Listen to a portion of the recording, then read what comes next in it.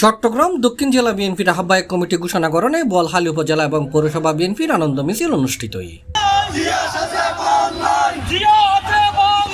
ফেব্রুয়ারির 2 তারিখ রবিবার বিকাল উপজেলা বিএনপির সাবেক আহ্বায়ক শওকত আলমের নেতৃত্বে এই আনন্দ মিছিল উপজেলার প্রধান রাস্তা ঘুরিয়ে কেন্দ্রীয় শহীদ মিনারত যাইয়ে শেষ হয়।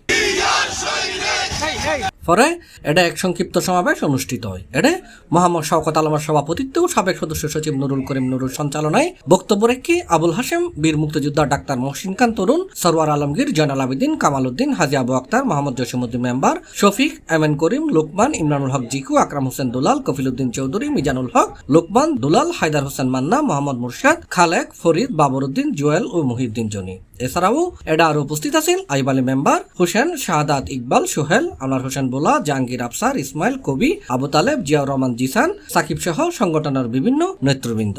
সঠিক সময়ে সঠিক সিদ্ধান্ত নিয়েছে আলহাজ ইদ্রিস আলীকে আহ্বায়ক চট্টগ্রাম দক্ষিণ জেলা বিএনপি, রায়হান হেলালকে সদস্য সচিব করার জন্য প্রিয় নেতা তারেক রহমানকে ধন্যবাদ জানিয়ে আমি আমার বক্তব্য শেষ করছি। দক্ষিণ জেলা কমিটির কাছে একটাই আবেদন রাখবো, আগামী দিনে যাতে চট্টগ্রাম 8টি জেলার উপজেলার মধ্যে পৌরসভার মধ্যে যথাযথভাবে যাতে ত্যাগীদের মূল্যায়ন করা হয়।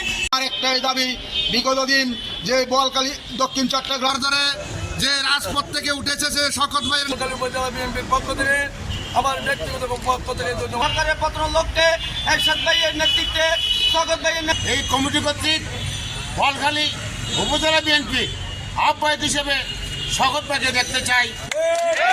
কর্মীদের নিয়ে আবার একটি নতুন কমিটি বোয়ালখালীতে সাজায়, বোয়ালখালী তথা দক্ষিণ চট্টগ্রামে সাজায়। আমার মনে হয় এখানে আওয়ামী লীগ, যুবলীগ, ছাত্রলীগ বলে কেউ আর থাকতে পারবে না। বক্তব্য শেষ করছি। আল্লাহ হাফেজ, ভারত জিন্দাবাদ, তারেক রহমান জিন্দাবাদ, খালেদা জিন্দাবাদ। এবং সাথে সাথে আজকের এই সমাবেশ আমি এখানে সমাপ্তি ঘোষণা করছি।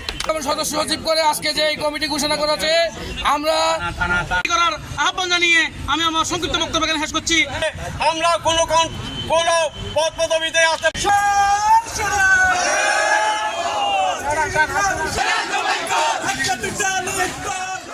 C+ TV, Chittagong.